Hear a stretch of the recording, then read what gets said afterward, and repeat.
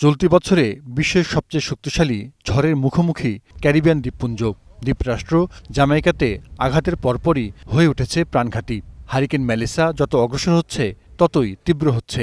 এরই মধ্যে মারা গেছেন বেশ কয়েকজন। পূর্ব প্রস্তুতিমূলক ব্যবস্থার পরও ঠেকানো যাচ্ছে না ক্ষয়ক্ষতি। আবহাওয়াবিদরা আগাম যাকে বিপর্যয়কর বলে সতর্কবার্তা দিয়েছিলেন তারই প্রমাণ মিলছে এখন। মার্কিন ন্যাশনাল হারিকেন সেন্টারে 1851 সালে রেকর্ড রক্ষণাবেক্ষণ শুরু হওয়ার পর থেকে এটি জামাইকাতে আঘাত হানা সবচেয়ে শক্তিশালী হারিকেন। হারিকেন মেলিসা একটি 5 ক্যাটাগরির ঝড়। জামাইকাতে আঘাতের সময় ঘণ্টায় বাতাস বইছিল 282 কিলোমিটার বেগে। কিন্তু ভয়ের বিষয় এর ধীরগতি। এর ফলে কিছু এলাকায় দীর্ঘ সময় ধরে মুষলধারে বৃষ্টিপাত হচ্ছে, যা ভয়াবহ প্রাণঘাতী আকস্মিক বন্যা এবং অসংখ্য ভূমিধসের কারণ হয়ে উঠেছে।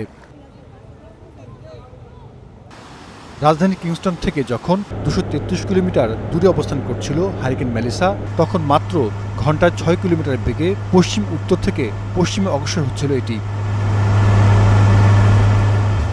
জামাইকান সরকার কিংস্টনের কিছু অংশ থেকে লোকজনকে সরিয়ে নিয়েছে। খোলা হয়েছে হাজারের কাছাকাছি আশ্রয় কেন্দ্র। তবে দক্ষিণ পূর্বে কিছু অংশে নিচু এলাকায় বসবাসকারী লোক ঘরবাড়ি ছেড়ে যেতে চাননি, কারণ তারা বাড়িঘর লুটপাটের ভয়ে আছেন। ঢেউয়ের দিকে তাকাও, দেখতে পাচ্ছ কি ঢেউগুলো ওপরে উঠে আসছে আর পেছনে ফিরে যাচ্ছে না। এটা সরাসরি সামনে আসছে। তাই আমি যা মনে করি মানুষগুলোর এলাকা ছাড়াই উচিত ছিল।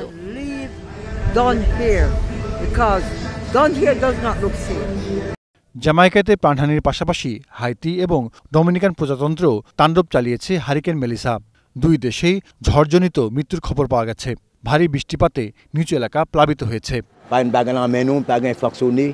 আমাদের হাতে বেঁচে থাকার মতো কিছুই নেই। ঘূর্ণিঝড়ে বড় বিপদে ফেলেছে। পরিবারের সদস্যদের অন্য জায়গায় পাঠিয়ে দিয়েছি, কিন্তু ফিরে এলে তাদের খাওয়ানোর মতো কিছুই অবশিষ্ট নেই।